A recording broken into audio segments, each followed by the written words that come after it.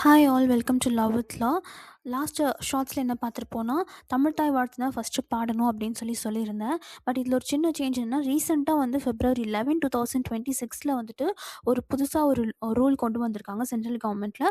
So அதனால தான் வந்துட்டு ஃபஸ்ட்டு வந்தே மாதரமும், அடுத்து தேசிய கீதம், அதுக்கப்புறம் தமிழ் தாய் வாழ்த்து வந்து சிஎம் ஓத் அண்ட் அஃபர்மேஷன் செரிமனியில் வந்து பாடப்பட்டிருக்கு.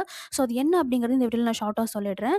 உள்துறை அமைச்சகத்தோட புதிய விதிப்படி பார்த்தீங்கன்னா, ஜனாதிபதி, கவர்னர் அவங்கெல்லாம் பங்கேற்கக்கூடிய விழாக்களில் மட்டும் ஃபஸ்ட்டு வந்தே மாதரம் முதல்ல பாடணும் அப்படிங்கிறது ரூல்ஸ் கொடுத்துருக்காங்க. அந்த ரூலோடைய ப்ராப்பரான டீட்டெயில் உங்களுக்கு நான் லிங்க்கில் வந்து கொடுத்துருக்கேன்.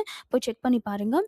ஸோ இதனால தான் வந்துட்டு விஜயோடைய சிஎம் பதவியேற்பப்போ வந்தே மாதரம் பாடப்பட்டிருக்கு.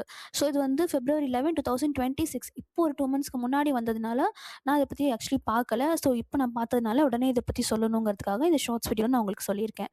ஸோ உங்களுக்கு ஏதாவது டவுட்ஸ் இருக்குது அப்படின்னா எனக்கு காமெண்ட்டில் சொல்லுங்கள். தேங்க்யூ.